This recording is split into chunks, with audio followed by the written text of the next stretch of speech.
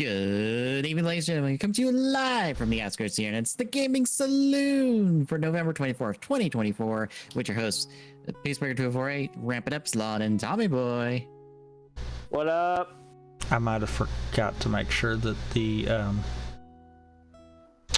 screen's laid out properly. So... That'll be fine.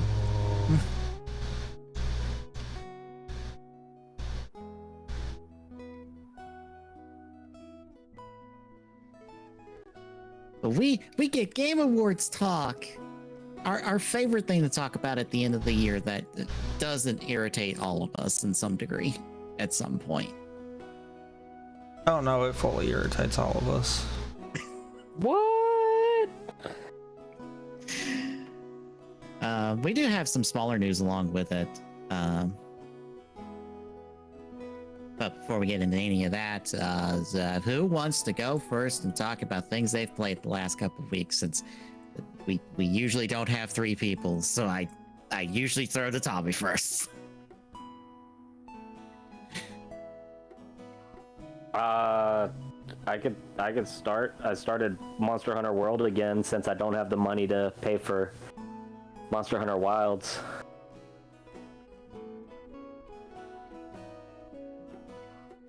Do you have the Iceborne stuff as well, or is it just World? Yep, Iceborne too. I know there's some mod that like does a whole like revamp of Iceborne. I forget what it's called. Fair. I have not touched mods for this game. I enjoy this game by itself too much. I've only ever gotten a HP see the health bar mod for Wild, and that's about it. And that was You mean for Rise? Or are you playing Wilds? for Rise, not World. Yeah, it was for Rise. And it's a very basic one of just, here is the health bar for the different parts. Here is the damage that you and your teammates have done. But that was like after like 40-50 hours of playing the game. So it was one of those, well, I've spent enough time not seeing enemy health bars. I'd like to see enemy health bars now. And it doesn't really change what you do, to be honest. Especially when you are Twin Blade main and your whole job is go burr. Fair. Just hit the button that makes me power up and then go burr.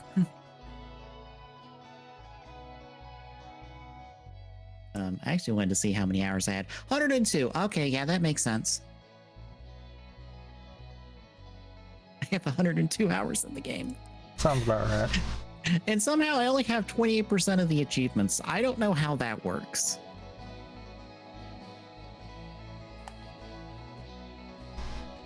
Feels like I should have more achievements than that.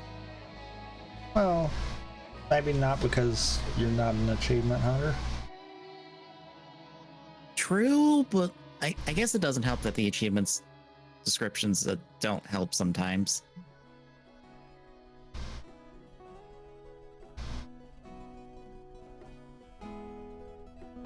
But yeah, how has the re-exploring of World been? It's been great. I enjoy the game. I always have.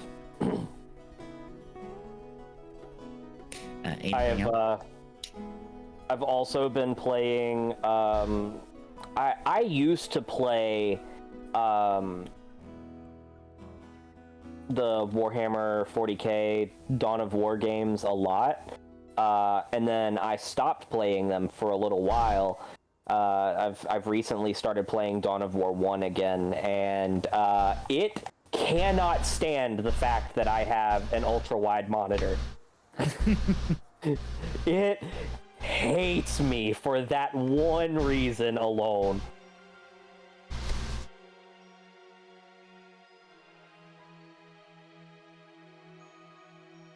Other than that, though, I've been busy.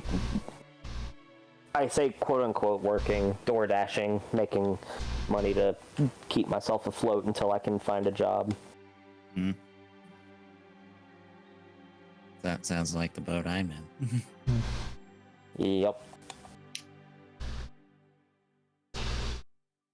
Although hopefully I have an interview this next week. I've done an initial interview for it and then a prep interview for it. So maybe I'll get the call for the interview sometime this week.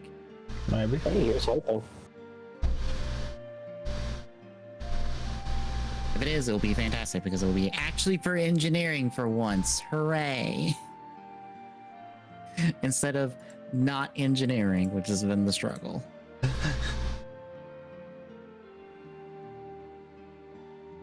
But I guess anything else, Clock? Not that I can think of. Then Tommy, what have you been playing? Well, I don't remember if it was before the last TGS or if it was in between, but I'm pretty sure I mentioned to you about me picking up Princess Peach Showtime and Echoes of Wisdom. Yes, I think we did talk about this last time. It was on last one? Okay. Yeah, I'll guess My if weights you are made running more together. progress in them. I actually have not. Oh. I just couldn't remember if we talked about it last time or if it was something I mentioned to you in between. So then, yeah, not really a whole lot. I mean, about the biggest thing is probably I've finished the stuff I've got for Dragon Ball Z Kakarot. I kind of got in one of those moods where I just wanted to punch stuff, and yeah, that kind of sufficed that. I got in a mood for a different game, and it was because a couple people I follow. And it's gonna sound weird. Ooh. But I guess anything else? No. All right, so for context, one of the folks I follow, they do a flop swap stream is what they call it, i.e. they're playing two games and you just donate money and they will swap between the two games. The two games they were doing were the Lego Horizon game and the Funko Fusion game.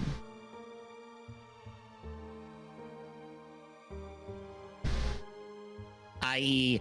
the Lego game not made by the Lego people and the not Lego game that apparently is directed by one of the people from the people who did the Lego games. So that got... So is that just Funko Pop? Like, is that what it is? It's just Funko Pop stuff? Funko Fusion is basically a Lego game, but it's Funkos, except it's also terrible.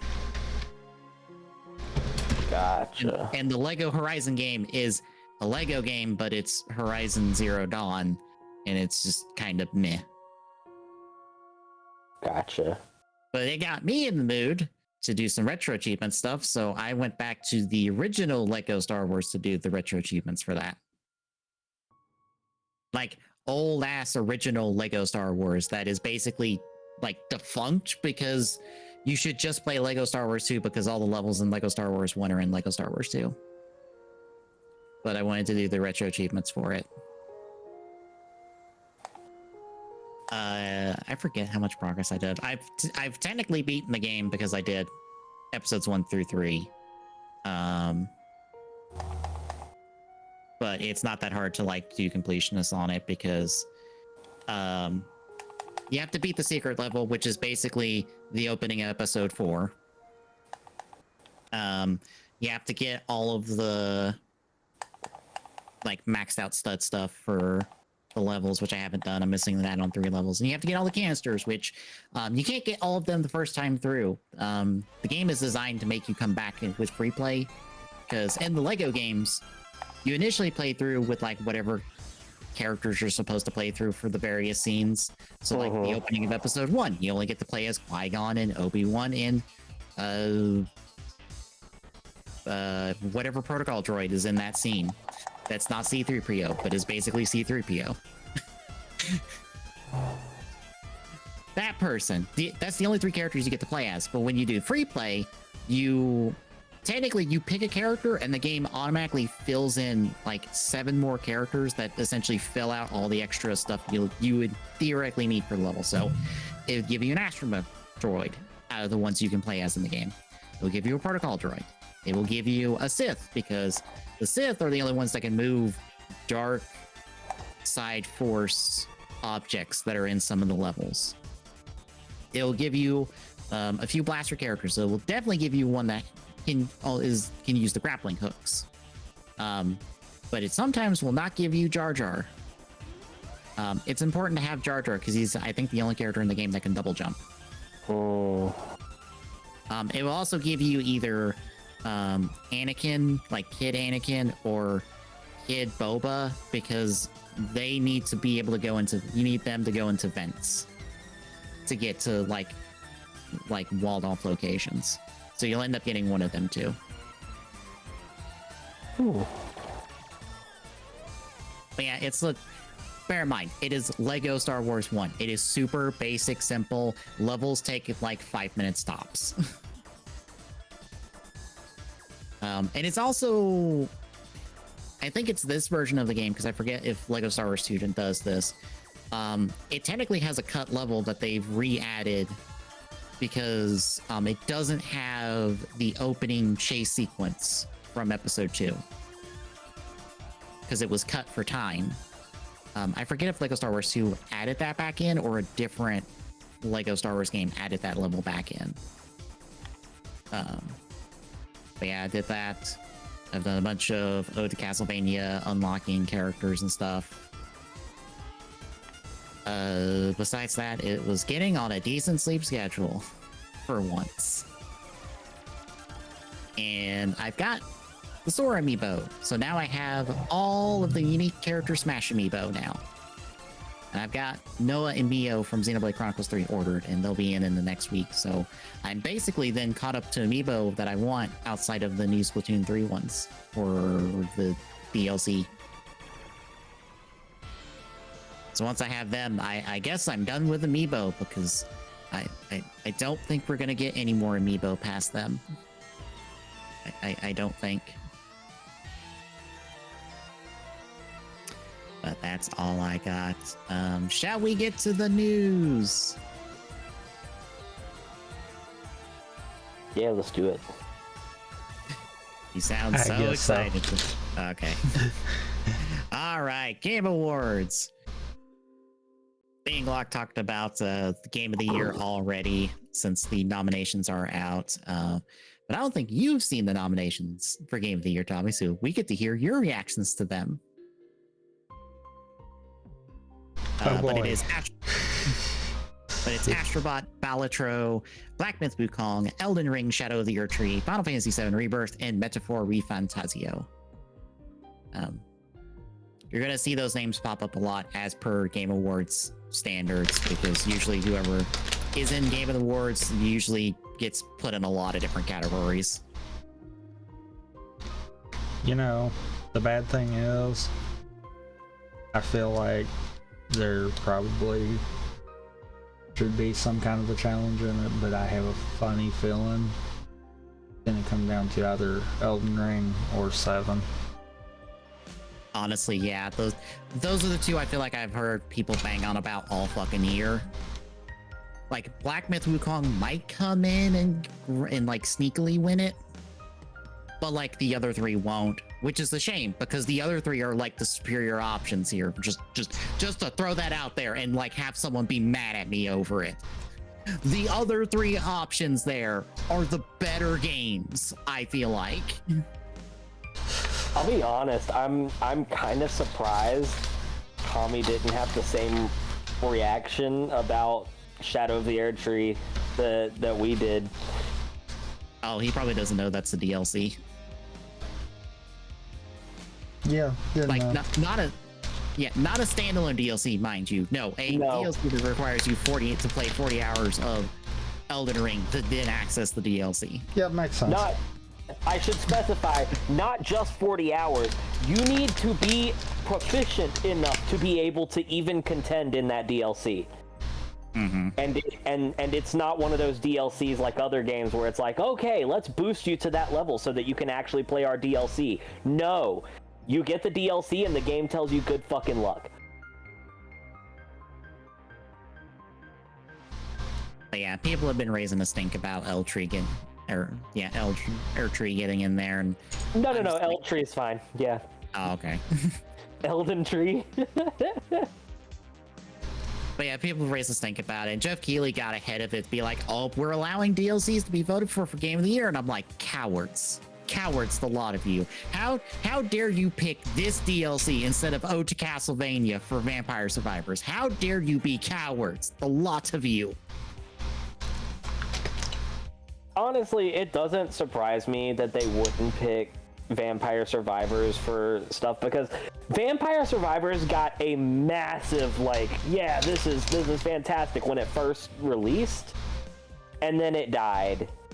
I'm not saying the game died, but the hype around the game died. I feel like Ode to Castlevania reignited interest in the game, to be honest. There are people that I know that have said they did not care about the other Vampire Survivor stuff that came out. Immediately saw Castlevania, went like, "Yep, I'm on board.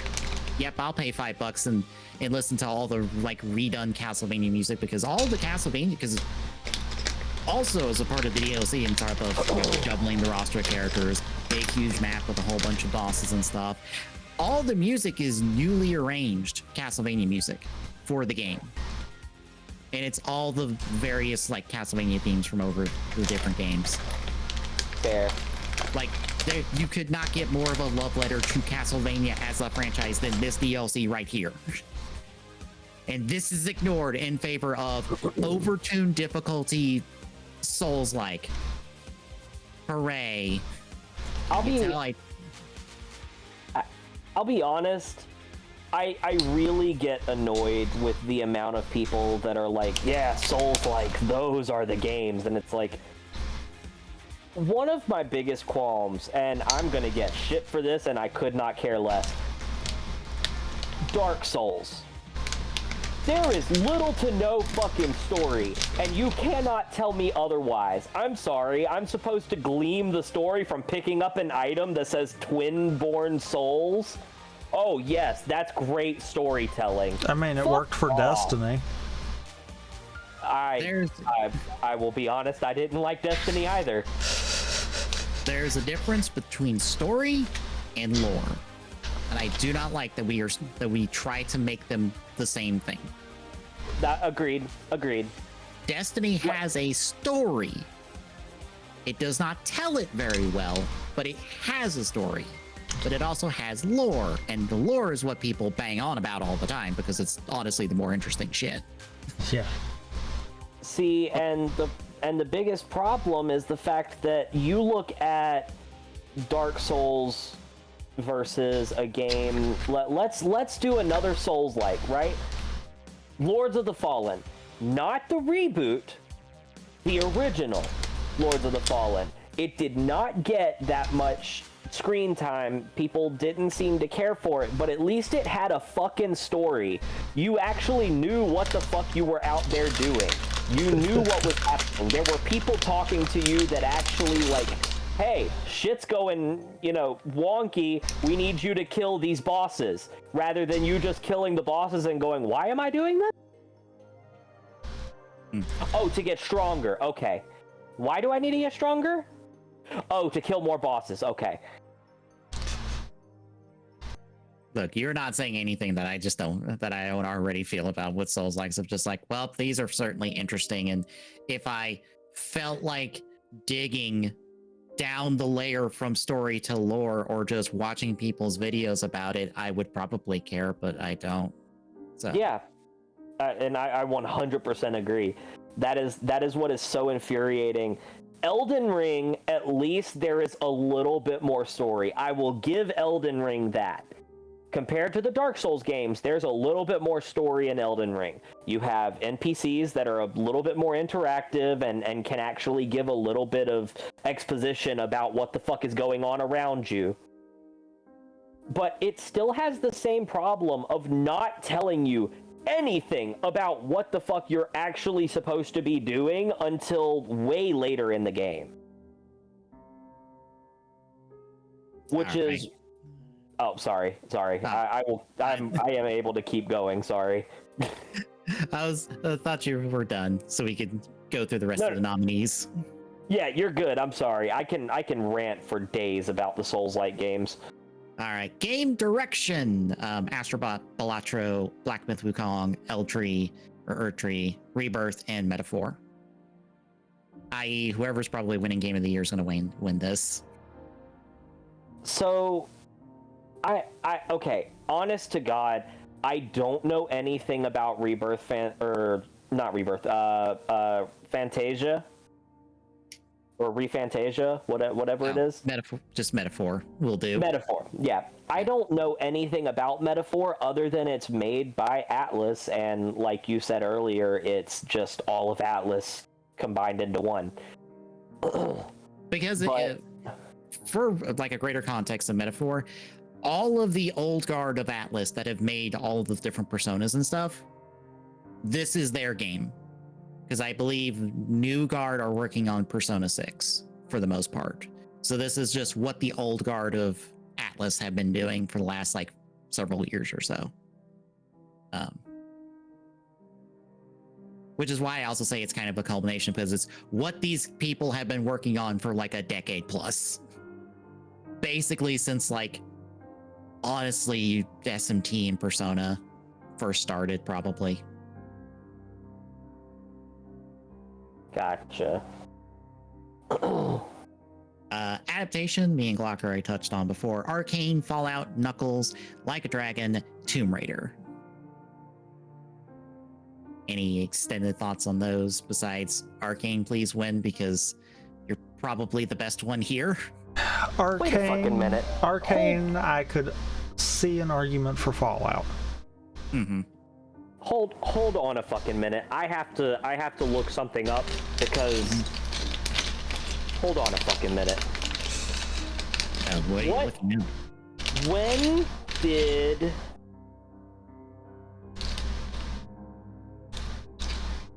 Okay, it was 2022. Never mind. Did Edgerunners get a nomination for that last year? I'd have to look. Because if it didn't, that show got fucking robbed. It had the whole fucking world talking about it. I feel like it did. I'll just scroll through. I couldn't remember when it actually came out. I just know that I fucking loved that show. Where is adaptation? Oh, it did, but it was up against Arcane, because that's also when Arcane debuted. Oh. That's okay. right. So then, it dipped out of that for sure. It was Arcane, Edgerunners, Cuphead, Sonic 2, Uncharted. The movie? That movie was not that great. Well, we needed a fifth nominee, so... Fair. All right. I'll give you that fair. Look, we need 5 choices here. Usually, sometimes that 5th choice is just here for posterity. Also fair. But yeah, I hope it's Arcane, because look, none of these are going to upset me unless it's Like a Dragon. Like a Dragon will upset me. That show does not deserve anything. It is kind of bad. I listen to hardcore Yakuza speedrunners talk about the show, and even they are like, it was okay, it was fine, it had its moments. Like, even they are like, did I lose connection? No. No, you're still here. Am I? Yes, I did. God damn it. Fucking internet. Even though he's still technically here, but okay. There we go. Yeah. Oh, okay. I guess you couldn't hear us. Because we could hear you. Oh, nope. There he goes.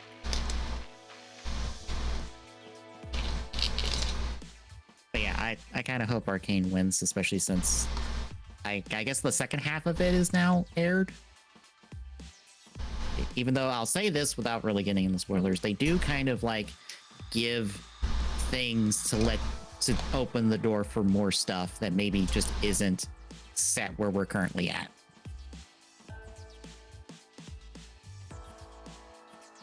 I don't know if that's their plan, but it feels like they've set themselves up to move to new locations, to do new stories with new characters, which I guess some people aren't on board for. I'm completely on board for it, but I mean, if they do the same treatment to, you know, the Piltover and Zon cast that they do to other casts of characters in League, why not? That's perfectly fine by me. yeah. That's exactly what they should do. That way they're not stuck in Piltover and Zon for like 5 seasons trying to come up with new reasons to be around here forever. Up, and there's Lockback. I have no idea what the fuck just happened. I didn't lose an internet. It just booted me out twice. I don't... We could hear you the whole time, so we were confused. Oh, yeah, y'all went dead silent on my end, and I was like, what the fuck? Why? Oh, okay. I guess you have any specific other thoughts on adaptation, even though we touched on it earlier? Not particularly. I mean, there are some areas where I think... So, for example, right, I think that Fallout is going to be unfairly favored in this purely because, you know, Bethesda is a powerhouse, and at the end of the day, the Game Awards, they run off of the companies that are willing to, you know, show their shit on them. Except for at the same time, so is Riot, so... Yeah. Yeah, but Riot isn't... yeah, they are. How do I... Yeah... Any it's company that can spend millions of dollars for a show that is probably not giving them all of that back, easily at least, yeah, no. That's fair. All right, fair enough. I was about to say, it's what, 6 digits for the entire season, or entire 2 seasons? Yeah. Like Riot spent a hefty chunk of money for that show. And probably won't see all of it come back to them. At least through it. Yeah. I'm sure it has boosted League's numbers within itself. Oh, definitely. If you can get Vanguard to actually, you know, cooperate. I can't get it to cooperate. I kind of wanted to go back to playing League for a little bit, and I can't get it to cooperate. It just refuses to work. All right. Best narrative: 7, Infinite Wealth, Metaphor, Saloon Saga 2, and Silent Hill 2.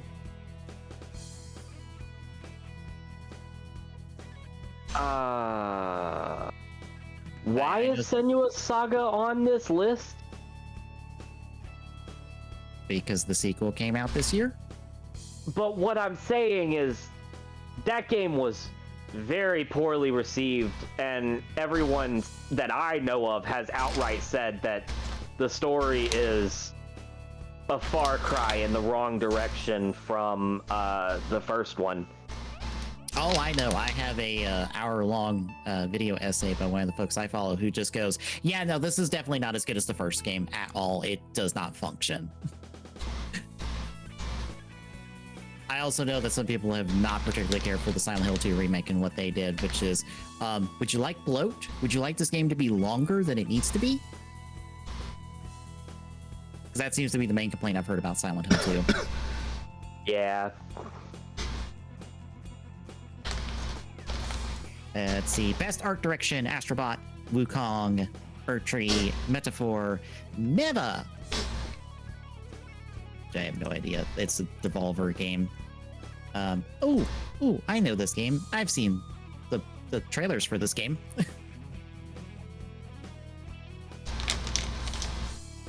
Any comment on those? No. All right. No. Best score in music: Astrobot, Rebirth, Metaphor, Silent Hill 2, Stellar Blade.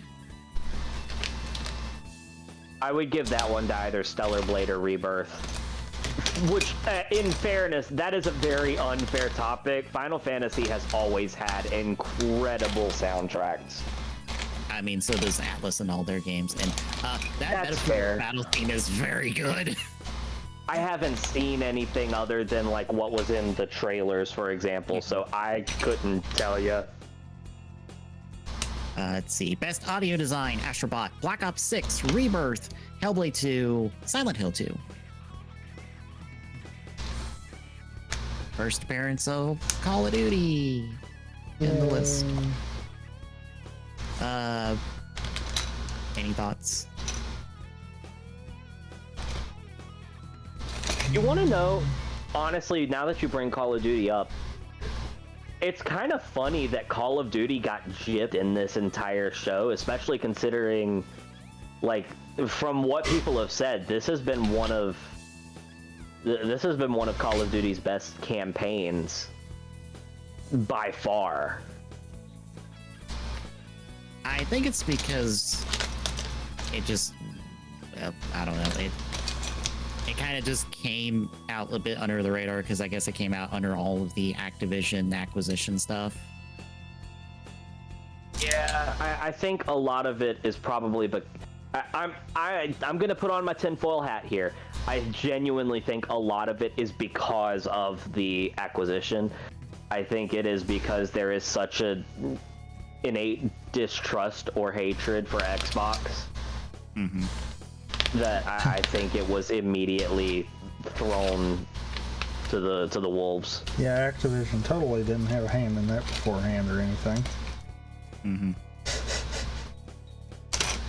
All right, best performance: Brianna White in Rebirth, Hannah Tell in Life is Strange, Humberly Gonzalez in Star Wars Outlaws, Luke Roberts in Silent Hill 2, and Melina Jurgens in Hellblade 2. I know Brianna White is Aerith's voice actor, and I assume Luke Roberts is the main person for Silent Hill 2, and I think Humberly is the main girl for Outlaws. I don't know the other two, like, immediately offhand. I assume it's the main characters for those games as well. Yeah. I will... It's gonna sound harsh. I don't mean it harshly. But if Outlaws wins this, it will absolutely have been rigged. Aerith's voice actor has been killer in the Final Fantasy remake games. I was about to say, she's having to, like, do a lot of heavy lifting in those, to be perfectly considering the entire, like, wider plot of that trilogy is kind of predicated on her. So yeah, so like there's no way. If anyone other than her wins, I feel like that one was rigged. Innovation and accessibility: Black Ops 6, Diablo 4, Velguard, The Lost Crown, and Outlaws. Again, I wish they would specify what the innovation and accessibility is, because that's a little harder to tell at a glance. Right? What is the Lost Crown? That's the Prince of Persia Metroidvania that Ubisoft put out this year. Is that the one that everyone shit on as soon as it came out? As far as I know, no. Because as far as I know, everyone likes the Lost Crown.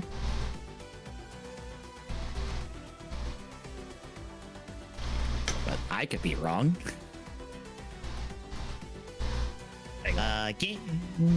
Go ahead. Games for Impact: Indica, Neva, Life is Strange, Hellblade 2, Tales of Kinzara Zao, and Closer the Distance. This is where the Game Awards usually lose me. I don't know these smaller games. Well, these are all indie titles, so... That's what I'm saying. This is where they lose me. I've heard the name Closer the Distance from one person I follow, but I do not know it. I also know that Life is Strange game did not go over well, and Hellblade did not go over well, so not them, I guess. Fair. Best ongoing game: Destiny 2, Diablo 4, Final Fantasy 14, Fortnite, and Helldivers 2. Final Fantasy 14. 100%, that would be my vote. Absolutely. Diablo has shit the bed. So much so that Path of Exile 2, a free-to-play game that is coming out in 2 weeks, has more content already. Considering when it's coming out, it's going to be early access. It has more content already than Diablo 4 had at full release at $70, which is absolute horseshit. Fuck you, but fuck you, Blizzard. I feel like there's only 2 games on this list that have not shit the bed in some capacity in the last year. Three if it's an if you want to count unforced errors on the developer's part. I think.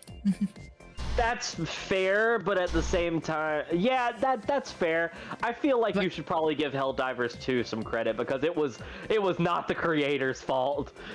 But I think Helldivers 2 has also like had some run-ins in terms of their updates and stuff and how they've been handling it, so maybe not.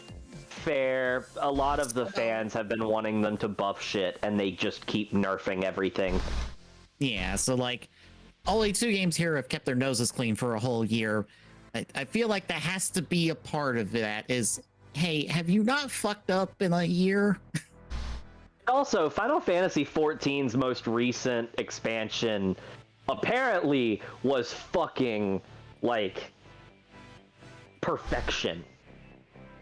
Are we talking Endwalker or the one that just came out? I think I'm talking about Endwalker. What is the newest one? I do not remember offhand, but I know it's not Endwalker, and it's only just came out recently. Okay, yeah, I'm talking about Endwalker. Okay. Yeah, I think Endwalker got it game award stuff when it came out. Yeah. Community support. Baldur's Gate 3, 14, Fortnite, Helldivers 2, No Man's Sky. Ooh. Either Baldur's Gate 3 or No Man's Sky.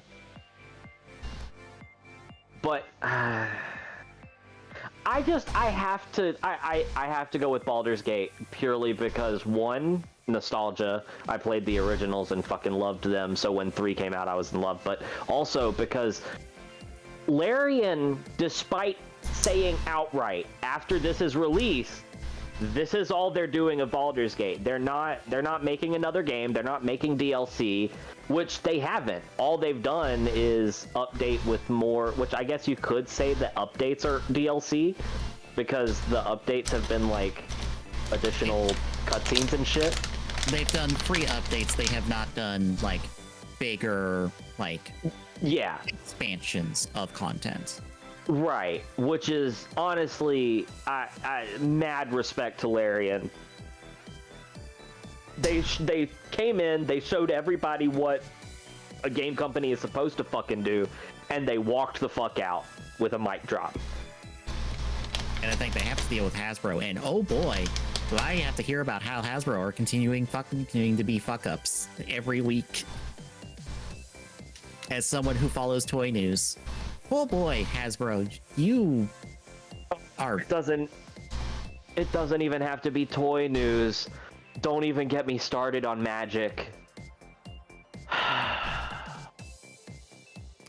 Anywho, best indie game, Animal Well, Balatro, L'Oreal and the Laser Eyes, Neva, UFO 50.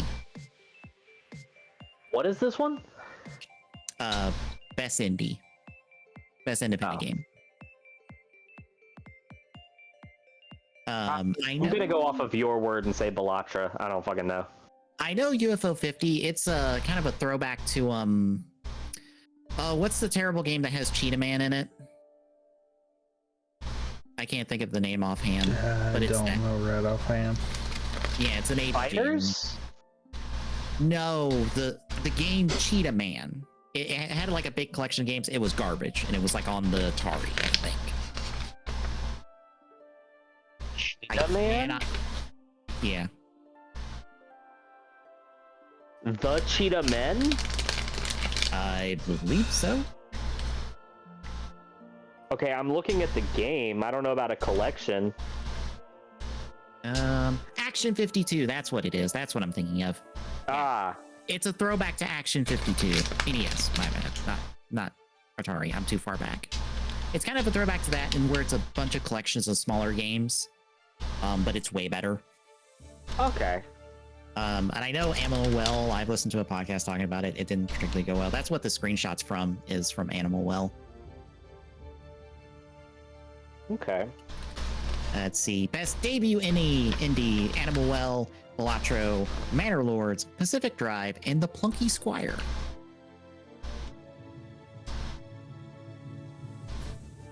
I know Pacific Drive. It's a bit weird to describe. Essentially, you are in basically an exclusion zone where a bunch of like weird anomaly shit happens, and you're kind of trying to fix up a car to get out, and the car is a piece of shit. It's like an old four-door station wagon, and you're trying to hold this thing together in order to like explore this exclusion zone and figure out a way out of it. Like, it's difficult and obtuse on purpose, so like, depending on how you feel on that kind of game, it might go well for you, it might not. But I do not know the others, unfortunately. Best mobile game, AFK Journey, Balatro, Pokemon trading card game, Pocket, Wuthering Waves, and Zenless Zone Zero.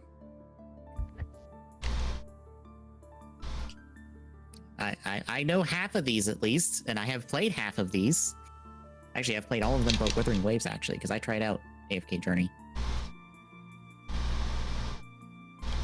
Any particular thoughts on any of them? Doing it!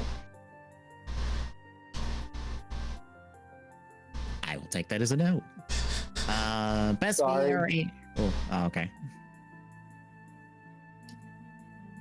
Did you have any thoughts?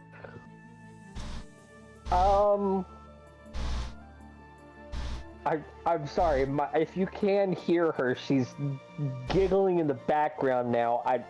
Anyway, so what was this one again? I am very sorry. Best mobile game. Oh, I got nothing to say about mobile games. Okay, fair.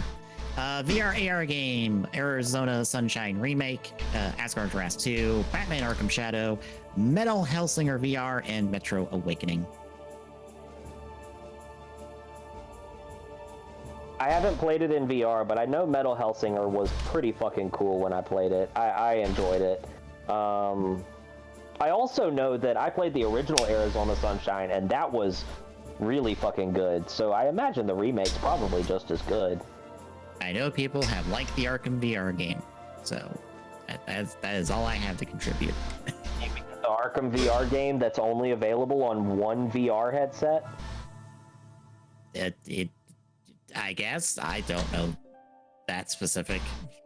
Arkham VR, the new Arkham VR game is only available on the MetaQuest. From what I have been told, it is only available on the MetaQuest. So now even the VR games are getting fucking...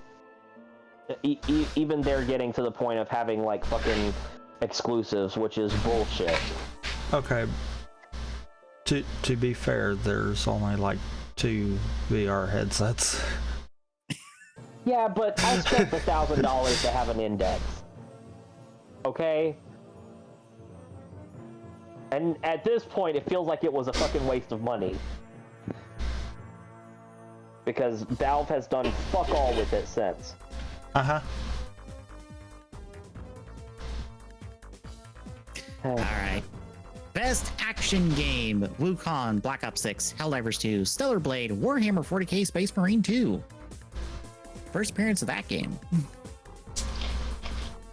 Best action? I want to give it to Warhammer, but I can't. Wukong wins this one. I have seen good things for the Warhammer 40k, so I'm glad it got nominated. I am too, but yeah. Best action adventure, Astrobot, Prince of Persia, Silent Hill 2, Outlaws, Echoes of Wisdom. I don't know if I've heard of Echoes of Wisdom. What is? That's the new Zelda. It won't get it. Oh, okay. It could win a later category. It won't get it because Nintendo. Yeah. I hate being that way. It will probably win the Nintendo category, basically. Does Nintendo have a curse on it or something? No, they just don't win a lot at the Game Awards, I don't think. Or at least Gotcha. really outside of like really specific categories.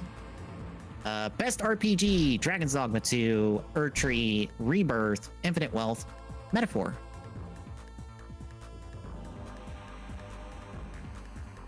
I get the feeling 7's gonna walk away big. Probably. That's how it usually goes. I think it's either like whoever wins Game of the Year sweeps a bunch of categories, or basically second place for Game of the Year sweeps a bunch of categories, but whoever they want to win Game of the Year wins it, and just wins that, and maybe one other thing. So whoever should have won Game of the Year sweeps the rest of the categories, and then Basically, because I believe that's happened before. Best Fighting Game, Sparking Zero, Grand Blue, Marvel vs. Capcom Fighting Collection, Multiverses, Tekken 8. I question why Multiverses is here, but I guess we have to have a fifth selection. I also don't know how I feel about the Marvel vs. Capcom Collection being here, since it's just a remaster, but... gotta have 5 options, so. But also, like, the whole story behind that collection and, like, how we got here with that collection deserves something, I think?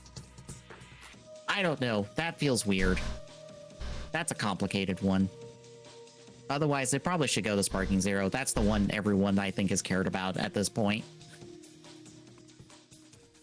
That's the new Dragon Ball game, for those that don't know.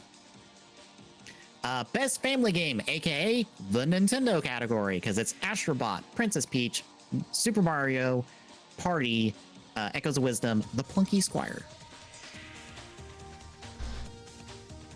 And what's bad is I'm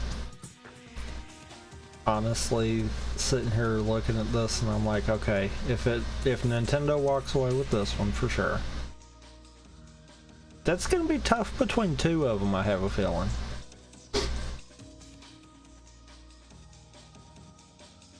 That new Mario Party is really good from what I've seen, and I have seen a very good amount of it.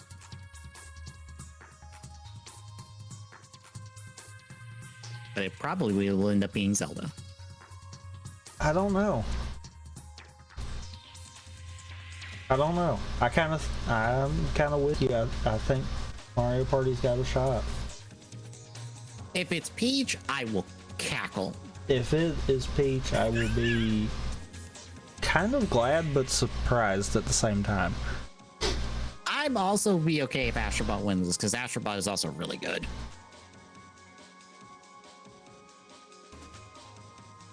All right, best sim strategy game: Age of Mythology, Frostpunk 2, Kunitsugami, Manor Lords, Unicorn Overlord.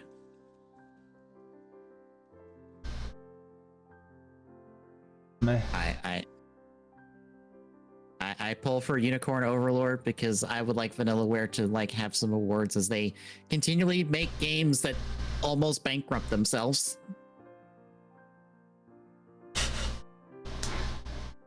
Best sports racing game: F1 24, EA Sports FC 25, NBA 2K 25, Topspin 2K 25, WWE 2K 24. Can I vote the wrestling game just because it's the wrestling game, and I don't think a wrestling game has ever been nominated before? Like, I'm pretty sure a wrestling game has never been nominated at the Game Awards. Ever.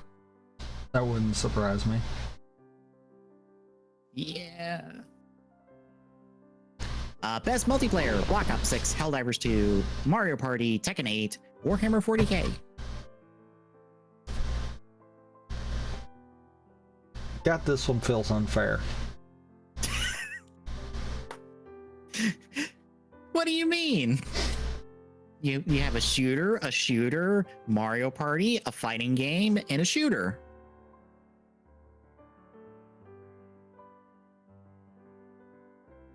Granted, what would be awesome would be if like Mario Party just kind of took this one.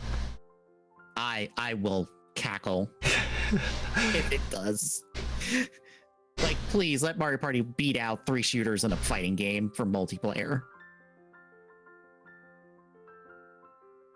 Most anticipated game: Death Stranding 2, Ghost of Yotei, GTA 6, Prime 4, Monster Hunter Wilds. Oh, I know my personal pick. Same. Like, I'm sorry. Post Office Simulator 2, sequel to a game I haven't played but looks cool.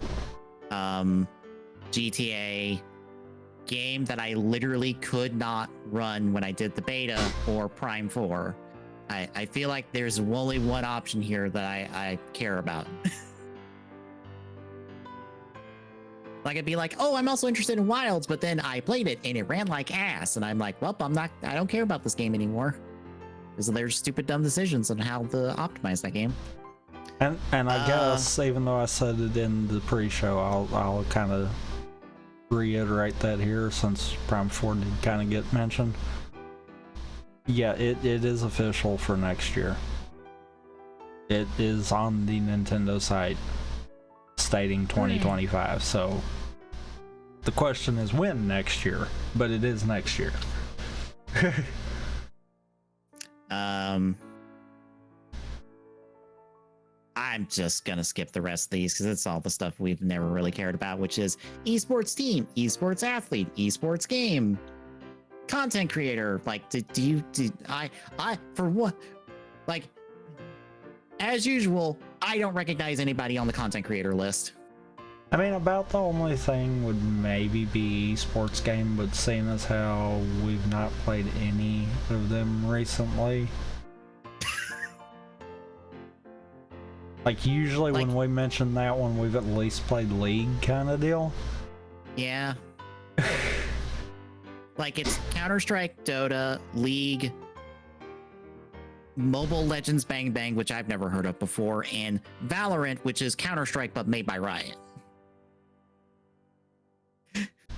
Well, no, Counter-Strike, but if it's a hero shooter, so I'm like, I have no opinion here. There is no horse in this race that you could make me care about. Out of curiosity, Glock, do you recognize anybody on the content creator list for content creator of the year? Let me take a look. Hang on. Or tell it to me. One of the two. Queso, Alio June, Techno Gamers, Typical Gamer, Usada Pekoro.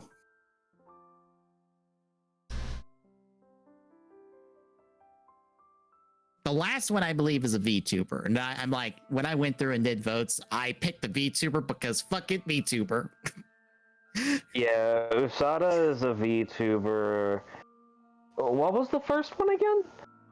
Queso, C-A-S-E. Oh, Queso! Yeah! I fucking love Queso. He's hilarious. Okay, like I said, he's really fucking funny. Like, he is very fucking funny. He's a Twitch streamer. He's very funny. Okay, as usual, I just don't recognize anybody in the content creator list because the people I follow are not that big to get nominated, or not in the circles to be nominated, or what? I don't know. Probably that one. I just don't follow those kinds of people, I guess. Okay, so he is. So everybody knows who Kai Cenat is, and there are good and bad reasons for that. Queso has had affiliations with Kai in the past, but I mean, for the most part, he's been on the good side. He's honestly just great. I am nodding along because I do not recognize a single name you've listed off. I'm like, you don't know who Kai Cenat is? Nope. Okay, do you remember how long ago was it? Maybe the beginning of this year, there was a streamer / YouTuber that had decided to do a PS5 giveaway in New York, and then it immediately went to shit because he only had one PS5 and they all started rioting. Yeah, that's Kai Cenat. Okay, I know the story. I did not know whoever dipshit made that story happen. That you just labeled Kai Cenat perfectly. Okay. All right. That's good enough. That's all of our nominees, folks. Any other thoughts on the Game Awards? Any predictions for what we'll see? I sincerely hope we get that one dude that showed up. It was like the year before last, maybe last year, that showed up.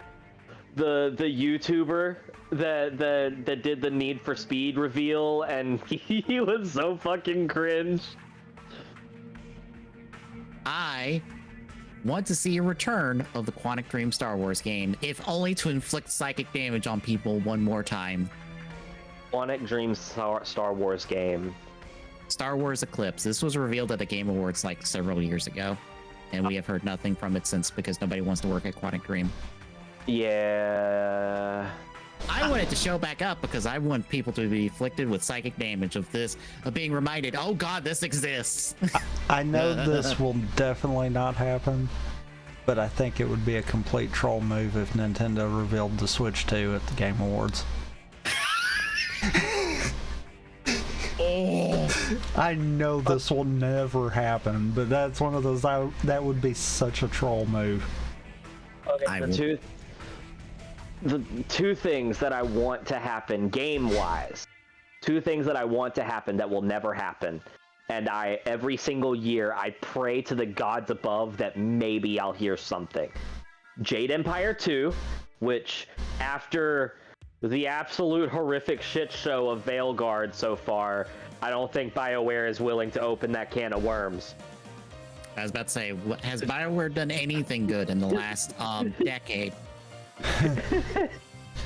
I can't fault you for that. I'm just saying, like, you don't know how long I've waited for a second Jade Empire, because the first Jade Empire is my all-time favorite of all of BioWare's creations. I'm pretty sure the only thing that has been winning at BioWare right now is whatever team is working on SWTOR, because that team has just not fucked up and has just kept that game running. Yeah. That's the only part of BioWare that's functional at the moment. The other half of BioWare that makes, the other, like the rest of the things that they work on, cannot stop fucking up. The second thing, which is entirely possible if Sony will get their heads out of their asses, please, just one more game. Or remasters, I don't care. I want Jak and Daxter back. Please. Well, please. Partial bad news, since that is a Naughty Dog thing. Right, but it's PlayStation specific. It was never on any other consoles. Right. Naughty Dog's the developers of that. Hey, They'd be the ones making it unless they passed it off to someone else. I want to point this out. While Jak and Daxter might have only been a PlayStation, so was Crash and Spyro, both of which have multi-platform remasters. Yeah. Okay, fair enough. I think the only downside is unless Naughty Dog was willing to run that out to another studio, they recently, in the last couple of years, came off of canceling a live service game that they were working on. So they're kind of in probably early production of whatever they're deciding to work on going forward. So yeah, if they have something, it will be very early. The only thing that I think would be legitimate Nintendo side of things, at least, would be maybe us getting another tease for Prime 4 with maybe a release window. Mm-hmm.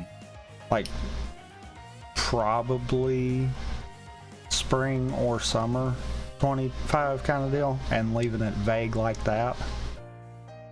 Oh my god. Tommy, do you know what would be the greatest troll on top of the troll of Nintendo revealing the Switch 2? If Xbox came immediately behind them and showcased their handheld and basically said, hey, ours actually holds games, unlike the one developer in this trio that we know doesn't. What are you talking about? Xbox is running their new advertising campaign about what is an Xbox, and they're showing all these things that are an Xbox. I forgot. I should have put an article in with that advertising because it was they sucking are. ass. Okay. But they have recently confirmed that they're working on a handheld.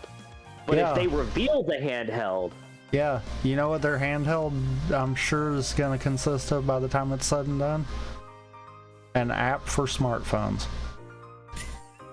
Because, you know, Xbox everywhere.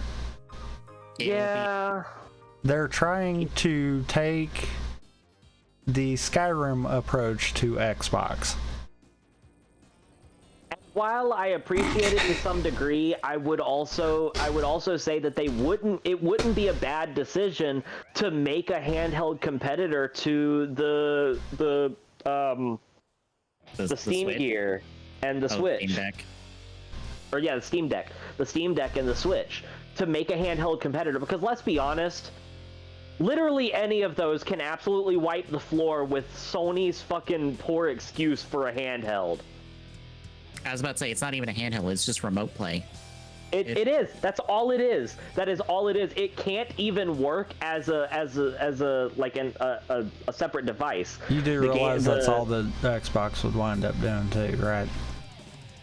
Because Microsoft has the cloud gaming platform, so they wouldn't have to make a physical console. They would just have to make something that could connect to it. Well, yes, they could, but what I'm saying is... Oh, no, they would, because that would come out cheaper. But what I'm saying is, if they're smart, they will at least have some kind of onboard storage. Think about what you're saying there. That would allow their software, because their software is the big key thing there. Think about what you just said there, though. You just said if Microsoft was smart. Yeah. If Microsoft, the ones that came out with a brand new console just to within months decide to say, yeah, you don't need that console because if you've got a PC, then you can play these games too. Smart is not them. Yeah, that's fair. I'm going to point out that Microsoft has a problem with getting games out the door at the moment. So why would I buy their box anyway? The big thing that I have the problem with, and this goes for Sony too, when between both consoles, there might... No, I think legitimately I can actually say this. There's probably only one game between both consoles that I would actually even consider buying a console for. And what would that be? And even with that, I'm just waiting until the PC port because Sony's already proven that they're willing to do stuff like that. Are we talking about Final Fantasy Rebirth? Nope. No? What are we talking about? Spider-Man 2. That is fair. That I is have been probably told the only thing that I would intentionally buy one of the current gen consoles for. And I have been told that 2 is not the greatest. I think it's the reason that I think it's just because it's just more Spider-Man. There's nothing really defining it, unfortunately. Yeah. Gotcha. Also, it's already confirmed to come to PC, like literally in 2 months. Hence why I'm like, yeah. I'm more than fine with waiting on the PC for it. See, my biggest problem, I really do wish that I was more invested in Nintendo. I'm just not interested in their games. I'm just not. I tried getting back into Pokemon, and of course the Pokemon that I tried getting back into Pokemon on was Shield, and no. I was about to say, if you chose Scarlet and Violet, you chose the poorer of the two options for the Switch. I played Shield, played halfway through it, and went, I don't think this is for me. Took a one look at Scarlet and went, hey, that Pokemon looks cool, and then I saw the game and went, never mind, have a nice life. Granted, I also feel like there is the third option that is just better than the other two, which is Arceus, but that is also very different Pokemon game from a standard Pokemon game. So Yeah, and I mean, when it comes to Zelda, I don't know. I have never been truly a big Zelda fan. Never. It has never been the game. Breath of the Wild would be the ideal starting point then, because that is not a typical Zelda game. I might give it a shot, but like when it comes to the old school Zelda games, when it comes to they're not for me. I don't know why. And oddly enough, I still can't bring myself to go back to Tears of the Kingdom for whatever reason. fair. And I don't know why. I think it's another situation just like Spider-Man 2. It's more of Breath of the Wild without anything really unique and different about it. Like, to be perfectly honest, the plot plays out the exact same as Breath of the Wild. Like, you can line up the plots of Breath of the Wild and Tears of the Kingdom, and they basically play out the same. What sucks to me? Yeah. What sucks to me is there is so many different IPs that these companies could absolutely revive and give another breath of life, and they're not fucking doing it in favor of continuing IPs and fucking shoving them through the grave. I mean, like, good example on Sony's side, Infamous. Infamous is a fucking fantastic game series that the 3 games that they released, I thought they were great. I don't know. I think Second Child or Second Son, I think it wasn't as well received. Fair enough. If I'm not mistaken, though, I'm wanting to say, from what I remember around release for each of those, they hit big at the start and fizzled out really quickly. That's fair. And it's stuff like that yeah, a lot of times companies aren't going to keep pushing. That's fair.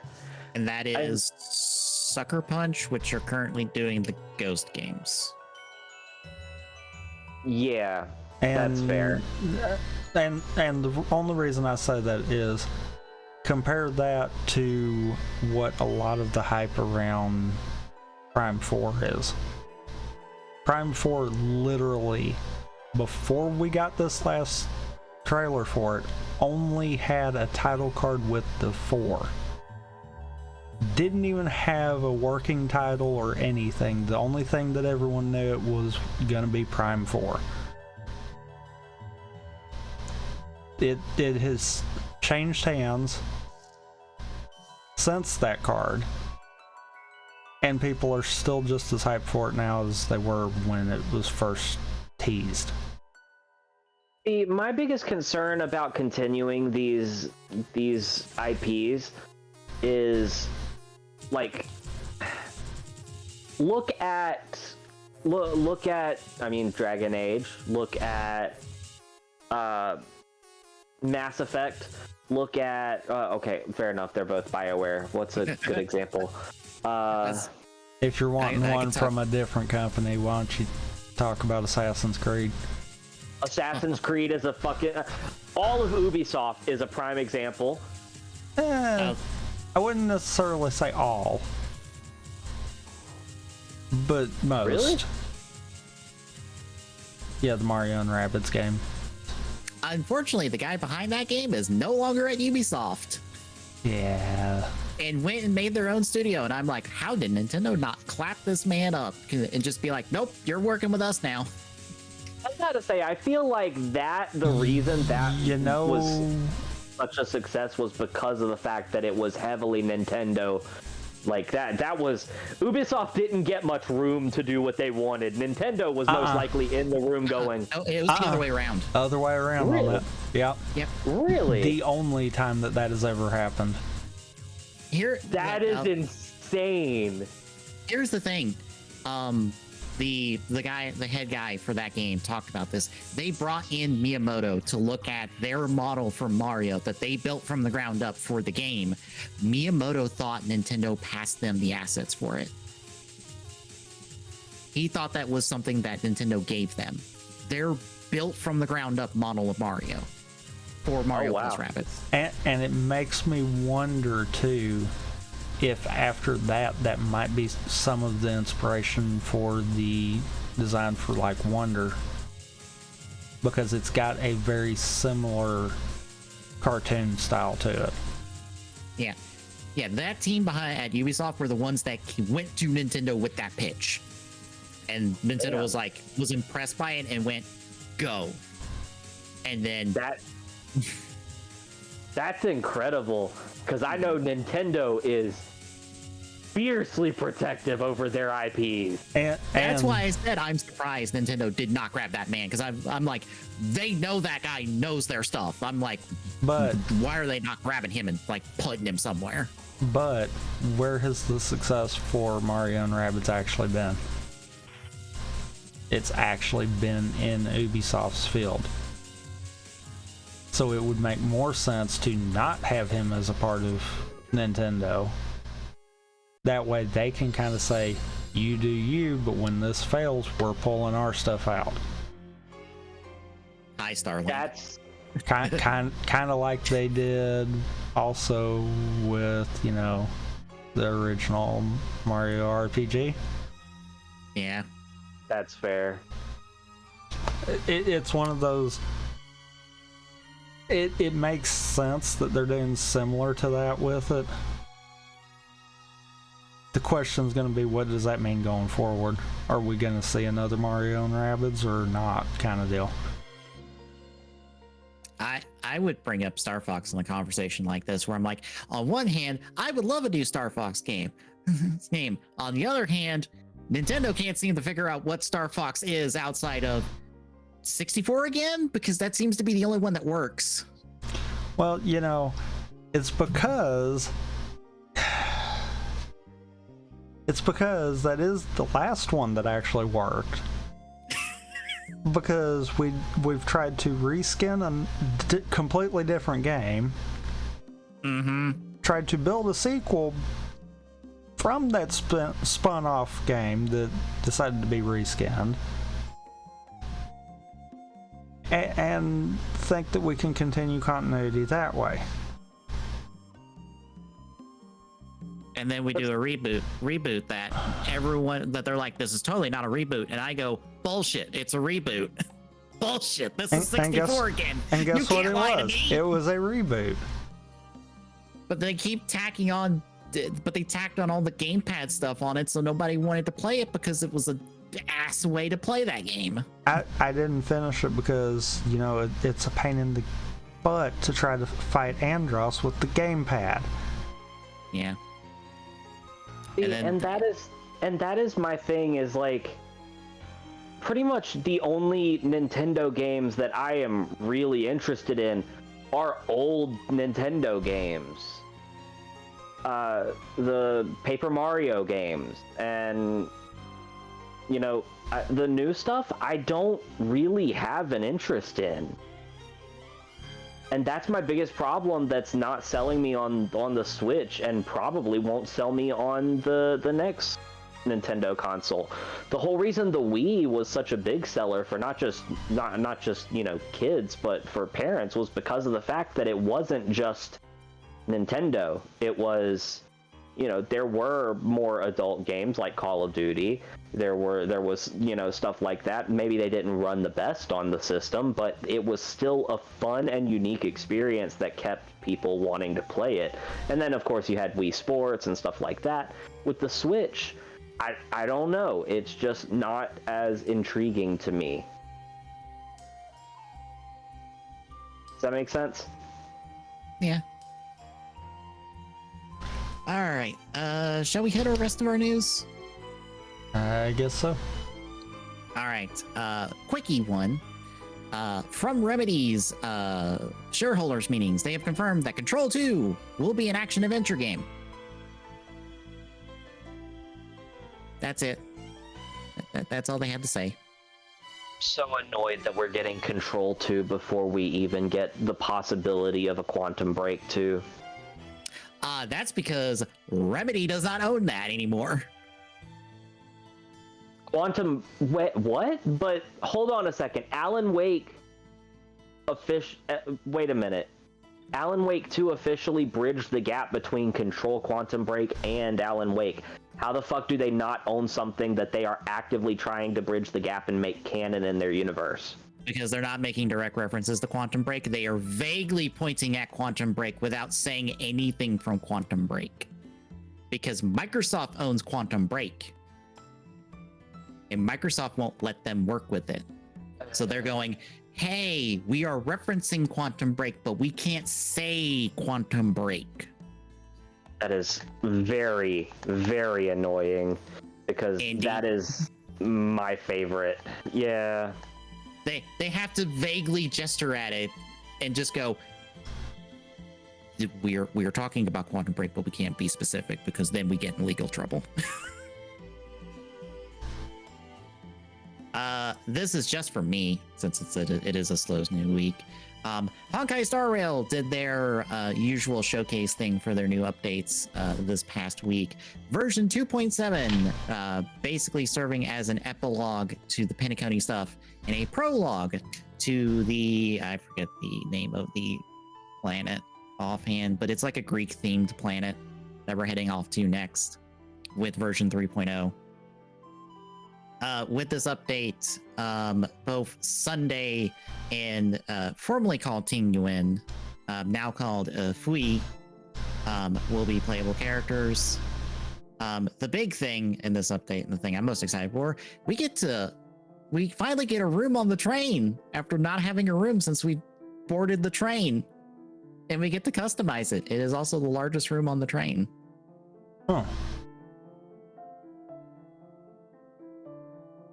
But there will be a whole event and other stuff attached to that, so you get to build it out.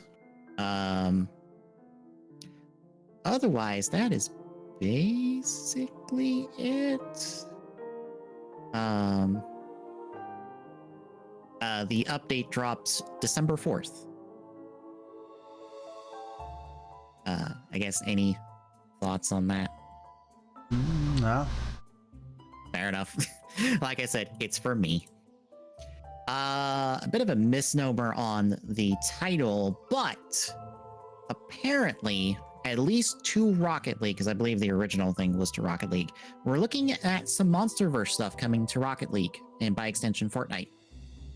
Some Godzilla and Kong stuff. I don't know what the Fortnite part of this, but I know originally it was to Rocket League.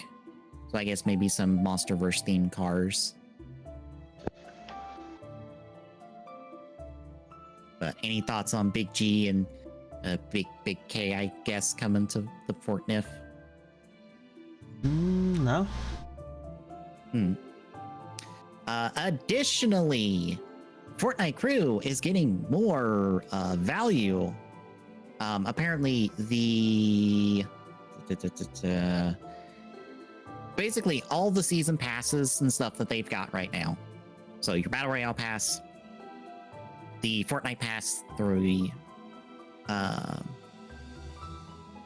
the festival pass, and an OG pass, which I believe is for the OG map rotation that's to come next month. All that will be included in Fortnite Crew going forward. So basically, if you just want a season pass, you could probably just sub to Fortnite Crew, and I think you maybe save money in the long run. They are also bumping up the Battle Royale pass to a flat 1,000 V-Bucks from 950. The music pass will be replacing the festival pass on December 1st. I guess it's just a naming thing. Yeah, all this is gonna be rolling out start of December. I guess any thoughts on any of that? No. All right, then. Just grabbed a list of Black Friday deals since Black Friday is what? Next week? Yes. All right. Hooray. This week, technically, I think. Yeah. It's the 29th.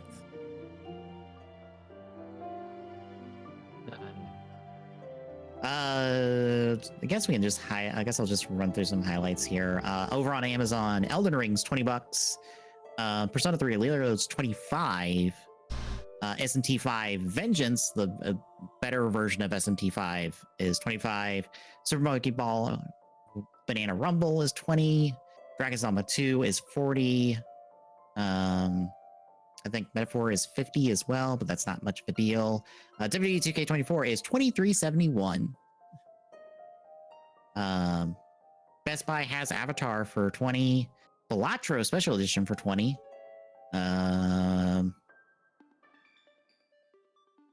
They have Skull and Bones for $15 if you incredibly desire your not multiplayer Black Flag game that sucked ass.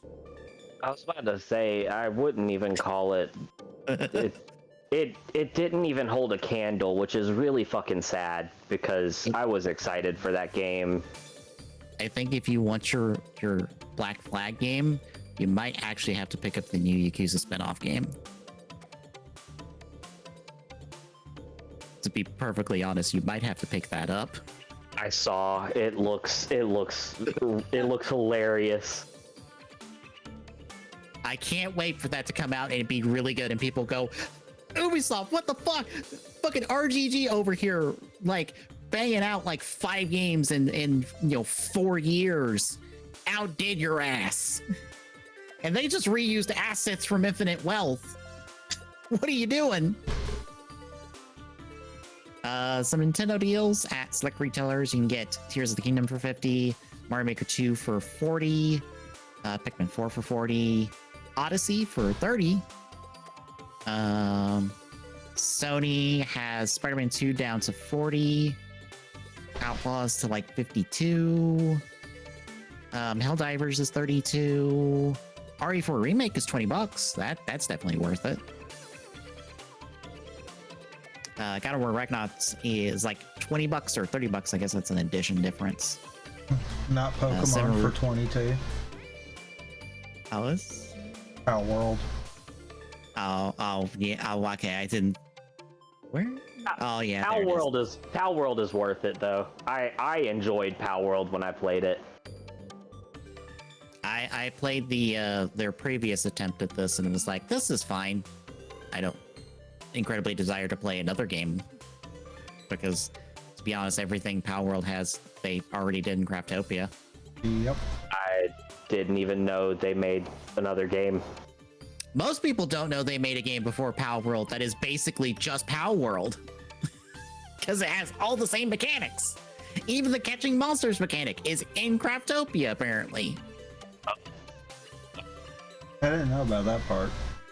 I found that part out recently and I'm like, wow, they just literally reskinned everything and put it back out in the world and somehow caught attention just because they put guns on the Pokemans. Hey, don't fix what ain't broke, you know? All right, Target, they got a Series S for $250 and a PlayStation 5 Slim for $424. Tears is the 40, Mario 2 is 35, basically all the same kind of deals. Miles is $20. Let's see, Walmart's got Gran Turismo 7 for 42, Miles for 30, Rift Apart for 40. That's worth it in general. Finally on Xbox, RE4 is $20. Master Chief Collection is $10. I don't know what comes in base Master Chief Collection, to be perfectly honest. Just I believe the initial 4, because you don't get Reach or ODST. ODST, yeah, those are separate. I thought one of those was free though, because of all the screw ups they had at the beginning. I thought they made one of them permanent free. Maybe if they did one of them, I would hope it would be Reach, but I can't guarantee that. I feel like it was ODST, but I can't swear to that.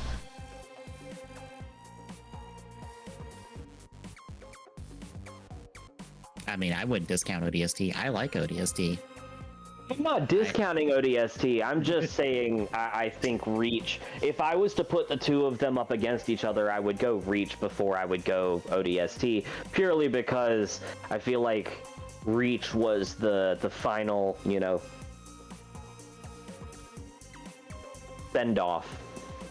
I mean, that was the last Halo game Bungie worked on. And honestly, it was a phenomenal end to the Bungie legacy. At least it wasn't the last good Halo game. Mostly. There's a lot of caveats in the thing I just said. Yes, there is. Yeah, I agree. Halo Wars 2 was fantastic. You're right. I appreciate you mentioning Halo Wars 2 as the only other person who's played that game. I fucking love Halo Wars.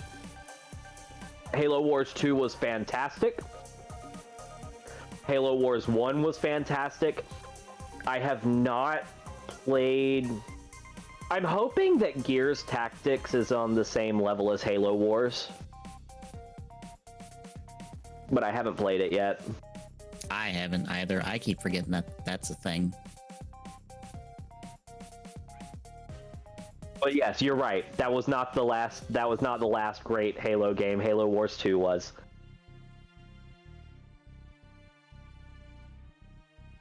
All right, that is all. That's a nice little selection of Black Friday deals. You can check the full list in our notes if you so desire, folks. That takes us to releases. I'm looking at the initial list, and that is certainly a list of things. We're gonna start with Ghost Simulator 3 for the Switch on the 26th. Did you say Ghost Simulator? Goat Simulator. Goat Simulator. Okay, I was about to say, what?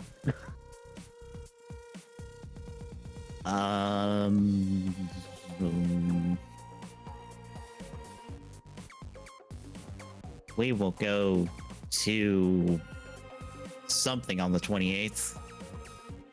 Pet Clinic Simulator for the Switch. Raven's Watch for Xbox One, Series X, PlayStation 4 and 5.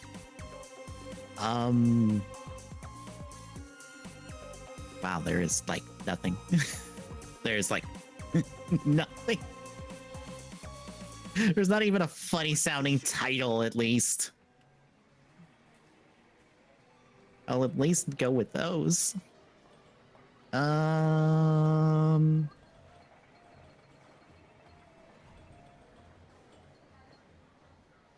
On the 29th, Shark Simulator Ocean Predator Survival for Switch.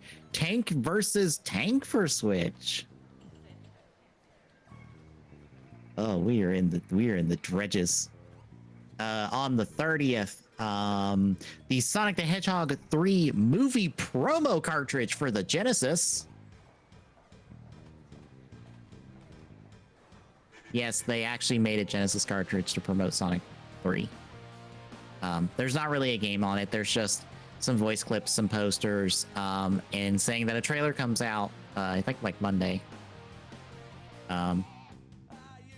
Also, Tomb Raider 1 through 3 remastered in Canada is coming to Switch.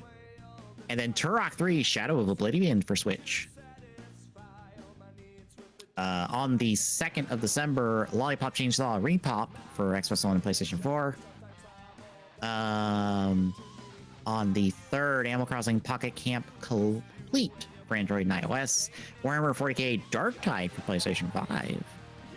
And L'Oreal and the Laser Eyes for PlayStation 4 and 5.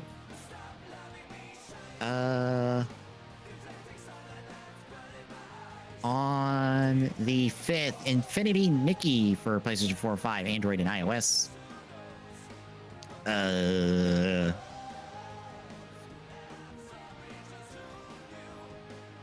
Uncle Chop's Rocket Shop for Xbox Series X, PlayStation 5, and Switch.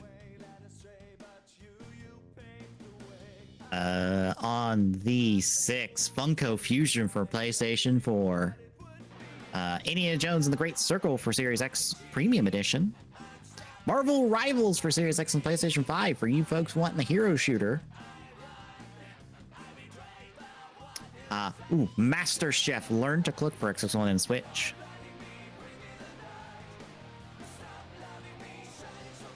And finally, on the 7th, Dinosaur RPG Dino Survival Simulator Survivor for Switch. Dinosaur RPG, Dino Survival Simulator Survivor. There needs to be like one less word in this title somewhere.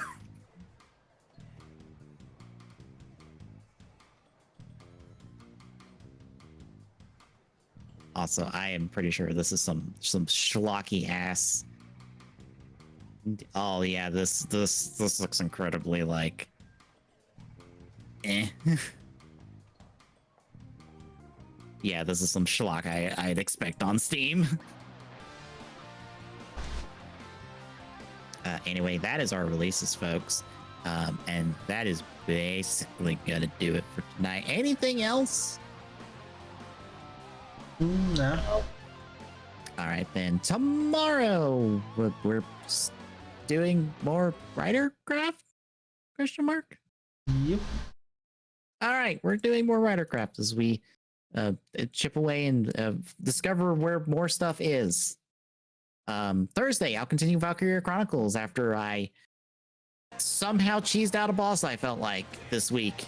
I'm not sure how I did it, but it felt like I cheesed out that boss, and I shouldn't have been able to. Next Friday will be the something. It's like the last something before we do our December schedule. There might be one more Ridercraft one. Okay. And then next Saturday, we get back to Drive proper finally. After sidelining ourselves in Spring Tyson nonsense for like 3 weeks. We actually get to see Chase get his rider form. I think we're in the batch of episodes that happens in. I hope we're in the batch of episodes that happens in. Because otherwise, I'm not sure where we're hitting next.